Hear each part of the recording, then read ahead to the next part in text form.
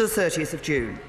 I regret having to do so. I wanted to deliver Brexit on the 29th of March, but I'm conscious of my duties as Prime Minister to all parts of our United Kingdom and of the damage that union leaving without a deal could do when one part of it is without devolved government and unable, therefore, to prepare properly. The Council formally endorsed the legal instrument relating to the withdrawal agreement and the joint statement supplementing the political declaration. This should increase the confidence of the House that the backstop is unlikely ever to be used and would only be temporary if it is. But the Council also reiterated, once again, its long-standing position that there could be no reopening of the withdrawal agreement. So however the House decides to proceed this week, everyone should be absolutely clear that changing the withdrawal agreement is simply not an option. Turning to extending Article 50, this has always required the unanimous agreement of the other 27 member states. As I've made clear before, it was never guaranteed that the EU would agree to an extension or the terms on which we requested it, and they did not. Instead, the Council agreed that if the House approves the withdrawal agreement this week, our departure will be extended to 11 p.m. on the 22nd of May. This will allow time for Parliament to pass the withdrawal agreement bill, which is legally necessary for the deal to be ratified. But if the House does not approve the withdrawal agreement this week, our departure will instead be extended only to 11 p.m. on the 12th of April. At this point, we would either leave with no deal, or we would indicate a way forward before this date for consideration by the European Council. If this involved a further extension, it would certainly mean participation in the European parliamentary elections. The Council's conclusions were subsequently turned into a legal decision, with which the UK agreed and which came into force last Friday. So while the government has today laid a statutory instrument, which will be debated later this week, to reflect this in our domestic legislation, the date for our departure from the EU has now changed in international law. Were the House not to pass the statutory instrument, it would cause legal confusion and damaging uncertainty, but it would not have any effect on the date. But it would not have any effect on the date of our exit. Mr. Speaker, I continue to believe that the right path forward is for the United Kingdom to leave the EU as soon as possible with a deal, now on the 22nd of May. But it is with great regret that I have had to conclude that as things stand, there is still not sufficient support in the House to bring back the deal for a third meaningful vote. I continue to have discussions with colleagues across the House to build support so that we can bring the vote forward this week and guarantee Brexit. If we cannot, the government made a commitment that we would work across the House to find a majority on a way forward. The amendment in the name of my right honourable friend, the member for West Dorset, seeks to provide for this process by taking control of the order paper. I continue to believe doing so would be an unwelcome precedent to set, which would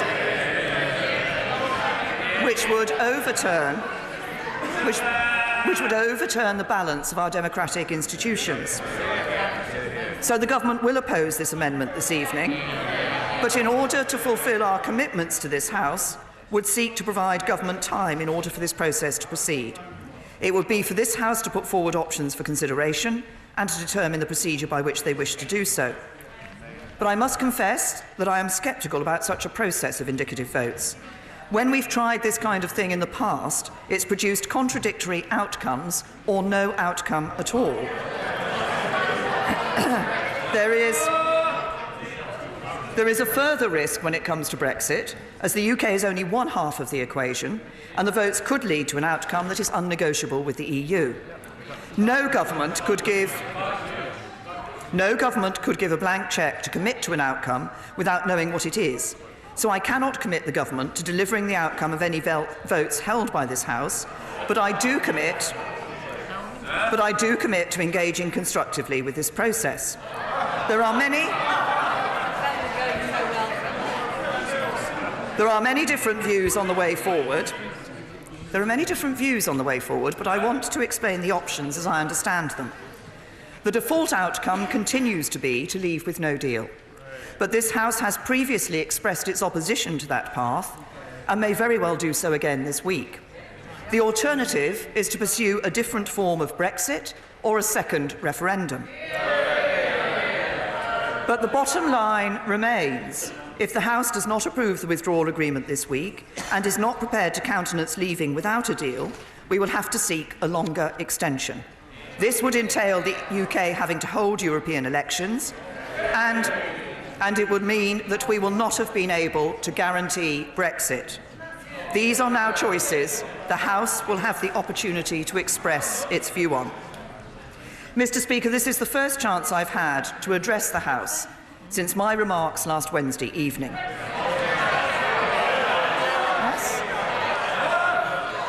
Order. The House must calm itself. The Prime Minister is addressing the House and must be heard. Colleagues know from the record that they have a full opportunity to question the Prime Minister. The Prime Minister. I expressed my frustration with our collective failure to take a decision, but I know that many members across this House are frustrated too, and we all have difficult jobs to do. People on all sides of the debate hold passionate views, and I respect those differences. I would also like to thank those colleagues, all of those colleagues that have supported the deal so far, and those that have taken the time to meet with me to discuss their concerns. I hope we can all agree we are now at the moment of decision, and in doing so we must confront the reality of the hard choices before us. Unless this House agrees to it, no deal will not happen. No Brexit must not happen, and a slow Brexit, which extends Article 50 beyond the 22nd of May, forces the British people to take part in European elections and gives up control of any of our borders, laws, money or trade, is not a Brexit that will bring the British people together. I know that the deal I've put forward is a compromise. It seeks to deliver on the referendum and retain trust in our democracy, while also respecting the concerns of those who voted to remain. But if this House can back it, we could be out of the European Union in less than 2 months. There will be no further extensions, no threat to Brexit, and no risk of a no deal. That, I believe, is the way to deliver the Brexit the British people voted for, and I commend this statement to the House. Jeremy Corbyn. Thank you, Mr. Speaker. I would like to thank the Prime Minister for an advance copy of the statement and for the meetings that we've had in recent days. Mr. Speaker, the government's approach to Brexit has now become a national embarrassment. After 2 years of failure, broken promises after broken promises, the Prime Minister finally accepted the inevitable last week and voted to extend Article 50 and went to Brussels to negotiate. Last week's summit represented another negotiating failure for the Prime Minister. Her proposals were rejected and new terms were imposed on her. We now have an extension until mid-April or May the 22nd. And despite the clearly expressed will of this House, we will still face the prospect of a disastrous no-deal Brexit. This is even more remarkable given that the Minister for the Cabinet Office told this very chamber, and I quote, "Seeking such a short and critically one-off extension would be, in his words, downright reckless." Mr. Speaker, this failure has been compounded by the Prime Minister's attempts last week to pin the blame for this debacle on others. It was wholly inappropriate last Wednesday for the Prime Minister to try and pit the people against MPs. MPs elected here doing their duty to hold the government of the day to account. That is what Parliament exists for. And in a climate of heightened emotions where MPs on all sides have received threats and intimidation, I hope the Prime Minister will further reflect and think again about making what I believe to be such dangerous and irresponsible statements. Yes.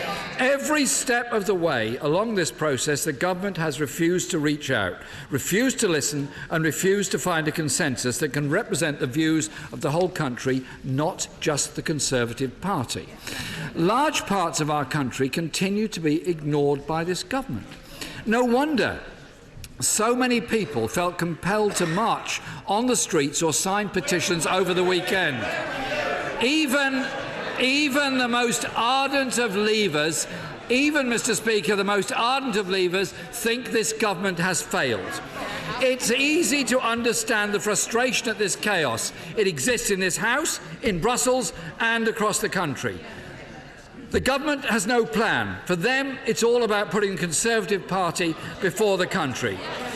Given that the Prime Minister admitted she does not have the numbers for her deal, will she accept today that her deal is dead and that the House should not have its time wasted giving the same answer for a third time? Yep. But the Prime Minister has succeeded in unifying two sides against her deal. The CBI and the TUC's unprecedented joint statement last week demanded a Plan B, which protects jobs, workers, industry and communities. Has the Prime Minister got a Plan B? No. The government has failed and let the people down, whether they voted leave or whether they voted remain. The country cannot continue to afford a Tory crisis. It's time, Mr. Speaker, for Parliament to take control. And that's why, later today, we will be backing the amendment in the name of the Right Honourable Member for West Dorset. You made it clear last week, Mr. Speaker, that for the Prime Minister to bring a deal back, there must be significant changes. There are none. Rather than trying to engineer a way to bring back the same twice-rejected deal, will the Prime Minister instead allow, rather than fight plans for indicative votes? She cannot both accept her deal does not have the numbers and stand in the way of finding an alternative that may have the numbers. It is ridiculous to suggest that Parliament taking control is overturning democratic institutions. It's not, Mr. Speaker. It's Parliament doing its democratic job of holding government to account. So, Mr. Speaker, so will she agree to abide by the outcome of these indicative votes if they take place on Wednesday? On behalf of the Labour Party, we will continue with cross-party discussions to find a way forward, and I thank those members who have met with colleagues of mine and myself to have these discussions. I believe there is support in this House for a deal based on an alternative that protects jobs, the economy through a customs union and full single market access, and allows us to continue the benefit from participation in vital agencies and security measures. If the government refuses to accept this, we will support measures for a public vote to stop a no-deal or chaotic Tory deal. The government has had over 2 years to find a solution and has failed. It's time, Mr. Speaker, we put an end to this and move on from the chaos and failure and begin to clean up the mess. It's time for Parliament to work together and agree on a Plan B. If she's brave, the Prime Minister would help facilitate for this. If not, Parliament must send a clear message in the coming days. Mr. Speaker, I hope where the government has failed, this House can and will succeed.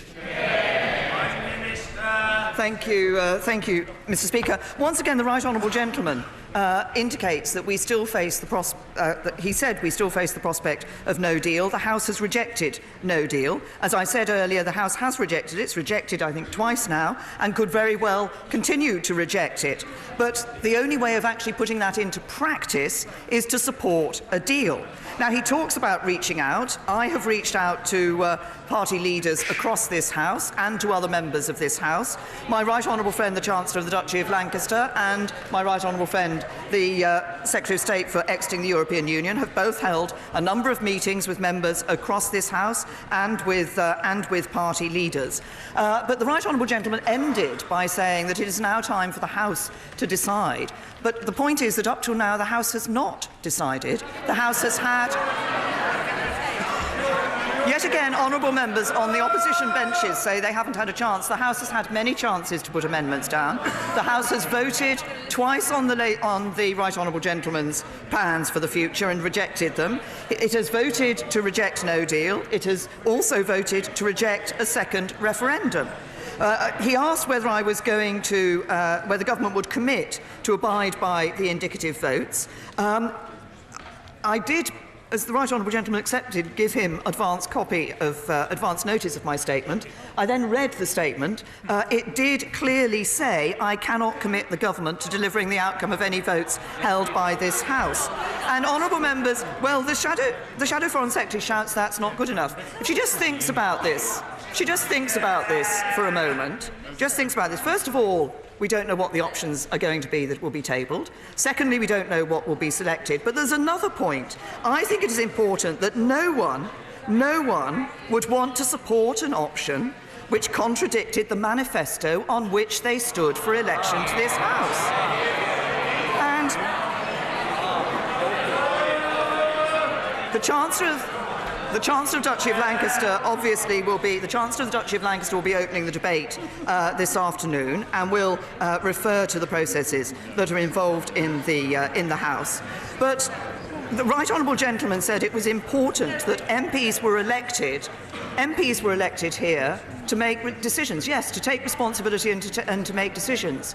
But the MPs elected here to this House at this time have a duty to respect the result of the referendum that took place in 2016, and attempts to stop that result of that referendum being put into place, or attempts to change that result of that referendum, are not respecting the voters and not respecting our democracy.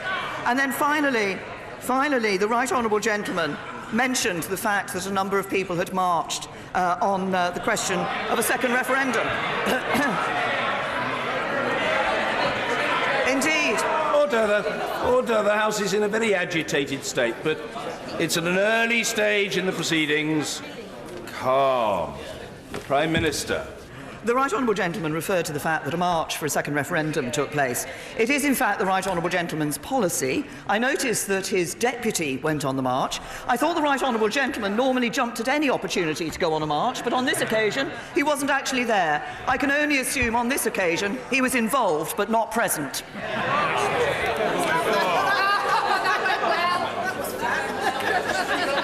Sir John Redwood. Will the Prime Minister say to a Leave voter who wants us to leave on the 29th of March and thinks that indicative votes are a waste of time because, as she rightly says, the options on offer have already been rejected once or twice in this Parliament? My right honourable friend is absolutely right that the options that appear to be in offer have already been rejected by this Parliament. I would have to point out, of course, that for reasons that I explained in my statement in relation particularly to the governance of part of the United Kingdom, we have requested the extension to Article 50, so that 29th of March date is no longer there. But I would say to a Leave voter, we can guarantee Brexit. We can guarantee Brexit and leaving on the 22nd of May by supporting, as the Council conclusion suggests, by supporting the deal that has been put forward. That is the way to guarantee Brexit. Anything else does not guarantee Brexit. Ian Blackford. Thank you, Mr. Speaker, and can I thank the Prime Minister for an advance copy of her statement. Mr. Speaker, we are in a crisis, but one of the Prime Minister's own making. Her ill-judged speech before she departed for Brussels concluded that everyone's to blame but herself, trying to put herself on the side of the people and blaming parliamentarians. Mr. Speaker, it was Trump-esque. We don't need such raw populism at a time like this. It is truly flabbergasting. Will she now apologise for blaming parliamentarians the way that she did today? The Prime Minister needs to be reminded she's supposed to be leading a country. None on these benches think she can deliver. Her backbenchers don't think she can deliver. People right across the United Kingdom don't think she can deliver. Prime Minister, time is up. Mr. Speaker, today is about parliamentarians taking back control. People at home are watching and they are ashamed of this Parliament, ashamed of this government, ashamed of the embarrassment that British politics has become. Parliament today must move to find a consensus. We must come together and protect the interests of citizens across Scotland and all other parts of the United Kingdom. Members, we still have a choice. And, Mr. Speaker, I want to ask the Prime Minister, now with all sincerity, will she respect the will of Parliament and reject no deal? You know, when the Prime Minister is telling us that our votes don't count, at the same time Privy Councillors are being given briefings by her government, and those briefings are talking about the catastrophe and the real risks that there are to the United Kingdom, and it's the Prime Minister that is threatening the people of the United Kingdom with a no deal, and a no deal that this Parliament has already rejected. Mr. Speaker, what is the point of all of us sitting in this chamber and voting on debates and the Prime Minister thinks she can ignore parliamentary sovereignty? What a disgrace. What an insult to this place. Because if our votes don't count, then frankly, we may as well just go home. If this House... Well, I'll tell you something, Mr. Speaker. If this Prime Minister is telling the people of Scotland that our votes don't count when we voted to remain, well, we know what the answer is. And the day is coming that the people of Scotland will vote for independence and we will be an independent country in the European Union. So, will the Prime Minister tell us, do our votes count? Are they binding on the government, or is this just a puppet show? If that is the case, this is the greatest assault on democracy inflicted by any Prime Minister, and if members of Parliament are prepared to tolerate that, then shame on them. Shame on them.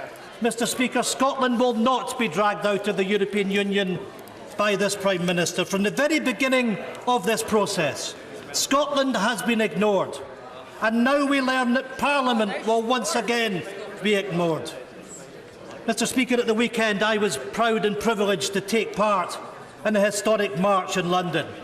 I was proud to stand with the people alongside Scotland's First Minister and demand that the government listen to the people. And let me tell the Prime Minister this, she said that no deal is the alternative.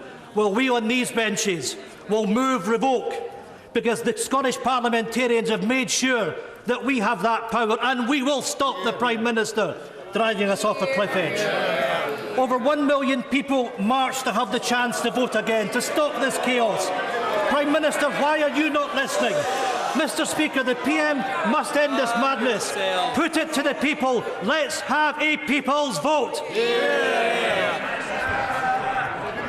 I say to the right honourable gentleman, he was putting forward a number of proposals for the way forward in the speech that he has just given in response to my statement. There was one point at which he talked about Scotland voting to be an independent, would vote to become an independent country in the European Union. Of course, what was perfectly clear in the independence referendum in 2014, where Scotland rejected independence and decided to stay. Oh, the right honourable gentleman says, give it a rest. He stands up here proclaiming the benefits of democracy, and yet tells me to give it a rest when I point out that the people of Scotland voted to remain part of the United Kingdom. And he talks about coming together. This House has a duty to deliver Brexit. That means, I believe, delivering a Brexit with a deal that enables that smooth and orderly exit. And when he asked the question about whether his vote counts and votes in this House count, then of course votes in this House count. But so do the votes of 17.4 million people who voted to leave the European Union. Sir William Cash. Thank you, Mr. Speaker. The statutory instrument for extension of time was laid 1 hour ago. There is grave concern that there was no lawful UK authority for the decision on March the 22nd to extend the exit date.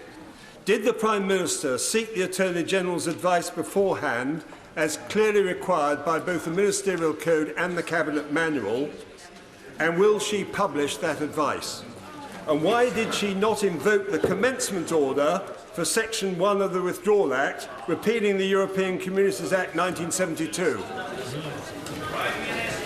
The right honourable gentleman talks about the decision to extend Article 50. This House had supported an extension of Article 50. Yes, the Council took a different decision in relation to the length of time that extension could take place for, but it was clear from this House, and people are saying to me, listen to this House and respect the House was clear that an extension of Article 50 should be sought, and an extension was agreed. Mr. Hilary Benn. Thank you very much indeed, Mr. Speaker. The Prime Minister has told the House that if her withdrawal agreement is not approved by this Friday, then the extension we have been granted will only last until the 12th of April. If the Prime Minister currently does not intend to bring her deal back for another vote, she will then be faced with only two choices. Either doing nothing, in which case we will leave with no deal on the 12th of April, or applying for a further extension. Given the crisis that is facing our country, the public have a right to know which of those two options the Prime Minister intends to choose. Prime Minister, could you please tell us? The right honourable gentleman is right that I said that as things stand, I did not believe there was support for bringing back a meaningful vote, but I also indicated that I was continuing to talk to colleagues across this House, and I would hope to be able to bring back a vote in this House that enables us to guarantee Brexit, because the one way of guaranteeing Brexit is to abide by the decision that was taken last week and ensure that we leave on the 22nd of May. Mrs. Theresa May. Prime Minister welcomed the comments of the Taoiseach over the weekend that he believes that there are special arrangements that could be put in place to maintain an invisible border on the island of Ireland, even in the event that the UK leaves without a deal.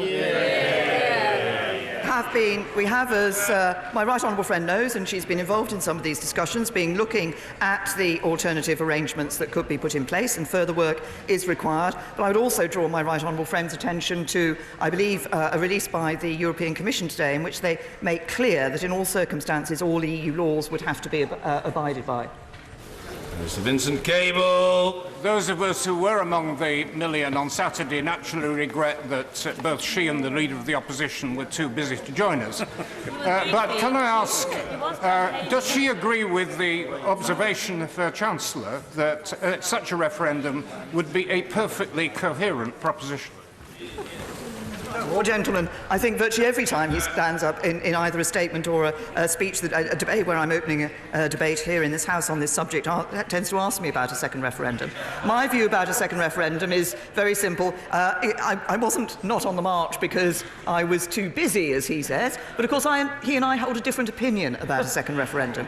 I believe it's important for this House, rather than talking about and wanting to pass the decision back to the British people again, to actually say to the British people, we will abide by the instruction that you gave us in the referendum in 2016. Sir Patrick McLaughlin. The cost to the British people of the amount of money which will be payable under the deal that the Prime Minister has put forward is between £34 and £39 billion. What does the government estimate the cost to the United Kingdom of no deal?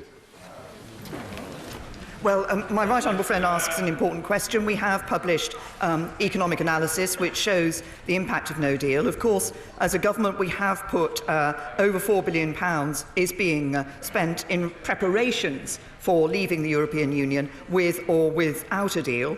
But as I say, there is economic analysis which shows the impact of no deal over the coming months. My own view is that over time we would be able to address the issues that arose, but there would be an immediate impact to the economy. Vic Cooper.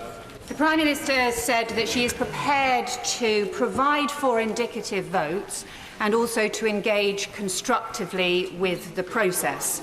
But she has also, and appeared to again be, many times ruled out supporting a customs union. So can I ask her, if a customs union is supported as part of some indicative votes, is she ruling out the government attempting to negotiate a customs union with the European Union? The Right Honourable Lady has asked me on a number of occasions about a customs union. I've made my view on a customs union very clear. That, and I think those, there are a number of proposals that have been suggested over time in this House for alternative ways forward in relation to a deal, but there are a number of questions that members need to ask themselves in relation to those issues. So in talking about a customs union, what are the rules that the Right Honourable Lady would see actually being abided by? Would they involve abiding by state aid rules? In some of the proposals that have been put forward, there's a real question about free movement, and would free movement continue to be abided by?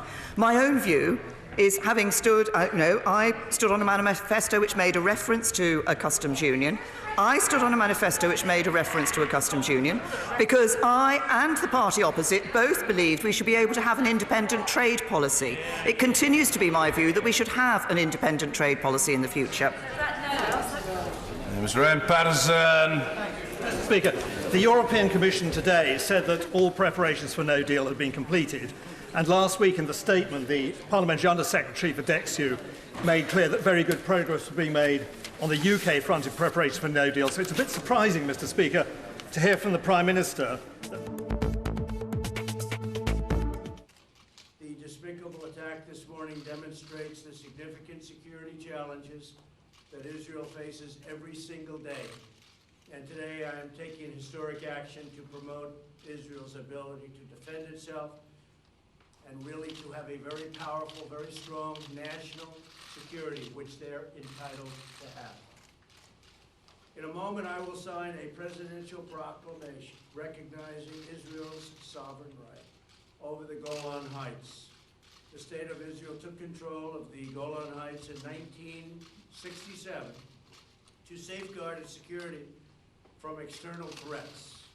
Today, aggressive action by Iran and terrorist groups in southern Syria, including Hezbollah, continue to make the Golan Heights a potential launching ground for attacks against Israel. Very violent attacks.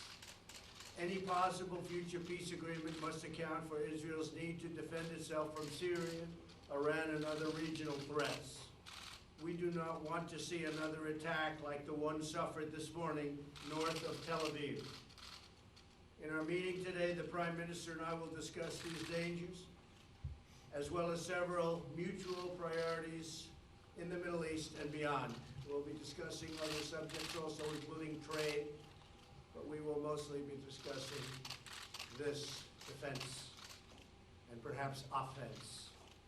Under my administration, the unbreakable alliance between the United States and Israel has never been stronger. You read things, you hear things. It's never been stronger. Just remember that.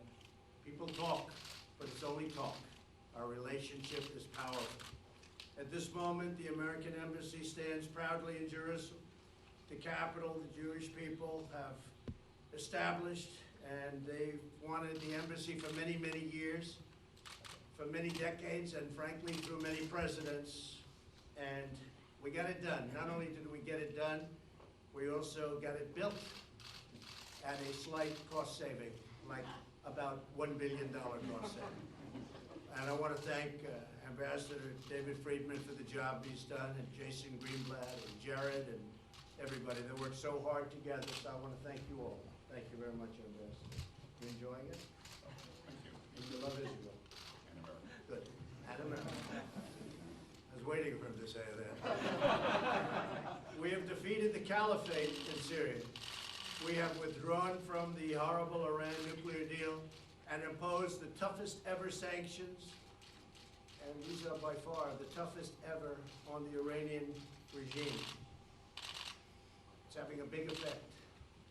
Iran is not the same country that it was when I took office. The day I took office, we had threats all over the Middle East and beyond. Iran is a much different place right now than it was. As I said during my State of the Union address, we will not avert our eyes from the dictatorship that chants death to America, death to Israel, and calls for genocide against the Jewish people. We won't let them even consider that. We will confront the poison of anti-Semitism through both our words and, maybe even more importantly, our actions.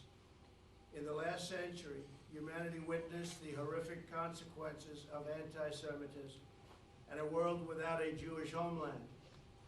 In the wake of those unthinkable horrors, the Jewish people built a mighty nation in the Holy Land. Something very, very powerful, something very special and important. Today, Israel demonstrates that incredible possibilities when strong, sovereign, and independent nations chart their own destinies. There can be no better example of greatness than what Israel has done, starting from such a small speck of sand. Israel is an inspiration, a trusted ally, and a cherished friend. The United States will always stand by its side. I'd like to now invite Prime Minister Netanyahu to say a few words, and Bibi and I have known each other for a long time. He's another one who truly, truly loves Israel. I think I can say he also loves the United States. So before I sign the presidential proclamation recognizing Israel's sovereignty over the Golan Heights, I'd like to ask Prime Minister Netanyahu to say a few words. Thank you very much. Thank you. Thank you.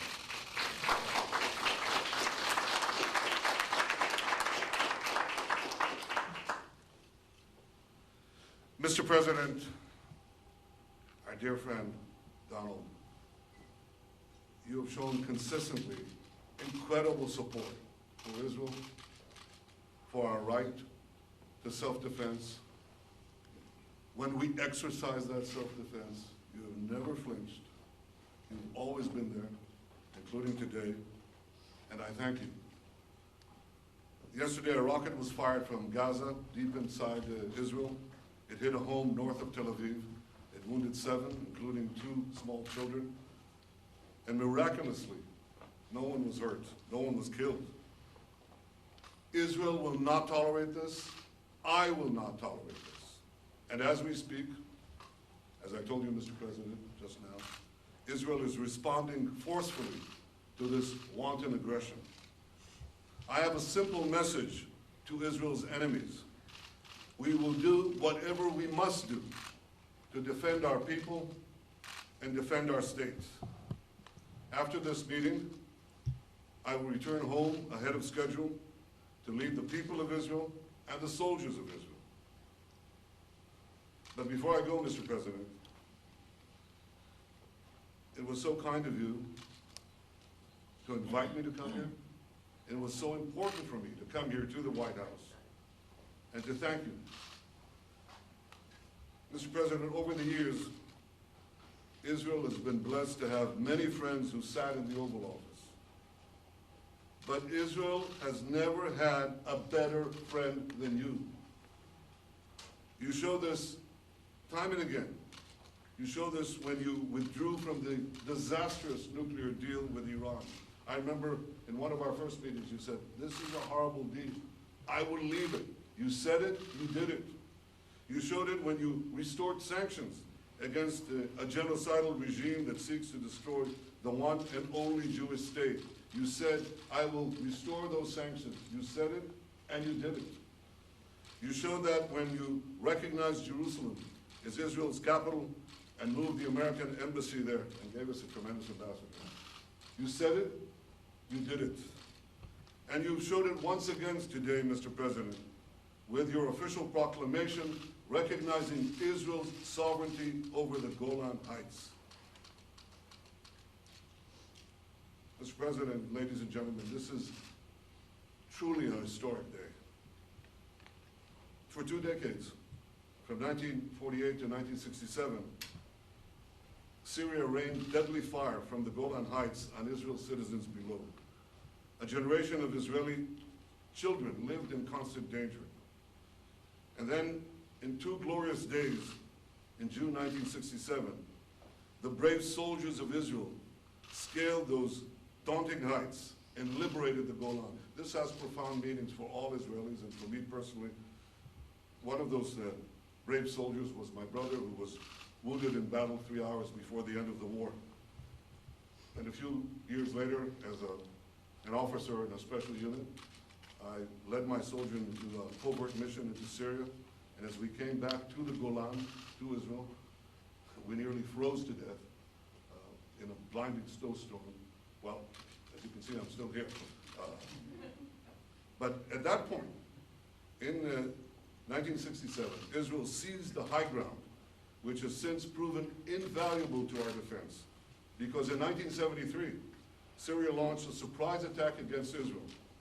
And those same Golan Heights proved to enable us to absorb the initial attack. It was a horrific attack, and successfully counterattack the invading Syrian forces. Within 3 weeks, we were at the gates of Damascus. Outmanned, outgunned, our brave soldiers triumphed after one of the hardest fought tank battles in our history. But while Israel won those 2 wars, we would have to wait nearly half a century until this moment here in this room to translate our military victory into a diplomatic victory. And that is why, Mr. President, your decision to recognize Israel's sovereignty on the Golan Heights is so historic. Your recognition is a twofold act of historic justice. Israel won the Golan Heights in a just war of self-defense, and the Jewish people's roots in the Golan go back thousands of years. In the long sweep of Jewish history, there have been a handful of proclamations by non-Jewish leaders on behalf of our people in our land. Cyrus the Great Persian king, Lord Balfour, President Harry S. Truman, and President Donald J. Trump. And you, Mr. President, you've done it not once, but twice, with your bold proclamation on Jerusalem and with your bold proclamation today on the Golan. Your proclamation comes at a time when the Golan is more important than ever for our security, when Iran is trying to establish bases in Syria to strike at Israel. From across the border in Syria, Iran has launched drones into our airspace, missiles into our territory. Mr. President, just as Israel stood tall in 1967, just as it stood tall in 1973, Israel stands tall today. We hold the high ground, and we shall never give it up. Mr. President, we have a saying in Israel, I'll say it in Hebrew, it says, Ha'am im ha'Golan. That means the people are with the Golan. But thanks to you, we now know that there are two peoples who stand with the Golan, the people of Israel and the people of America. So on behalf of all the people of Israel, thank you, President Trump.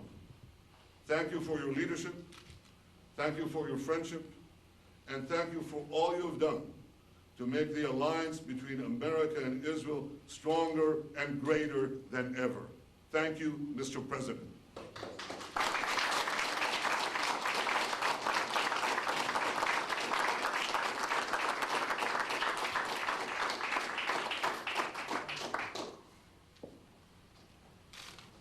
Thank you very much.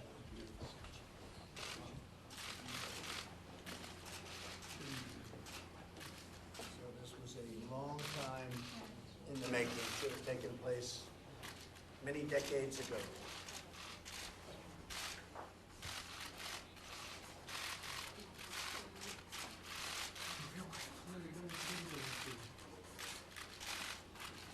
Maybe you can give this to the people of Israel.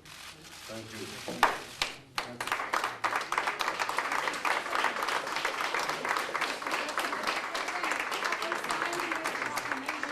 Mr. President, after signing this proclamation, after recognizing Jerusalem, will your deal of the century include separation of Jerusalem? Will you give Palestinians? We're talking right now, we're talking about this. Thank you very Will much. Israel Thank you, have to everybody. say something? Mr. Or President. have this do you want to see Prime Minister Mr. President, Netanyahu be I the have next to Prime tell you Minister? that I brought you a case of the finest wine from the Golan. I understand you're not a great wine drinker, but could I give it to your staff? Yes, you can. And I hope they don't open an investigation on that. Mr. President, do you want to see the Prime Minister? Do you want to see Prime Minister Netanyahu win the election? Yes. Mr. President, will you release the report?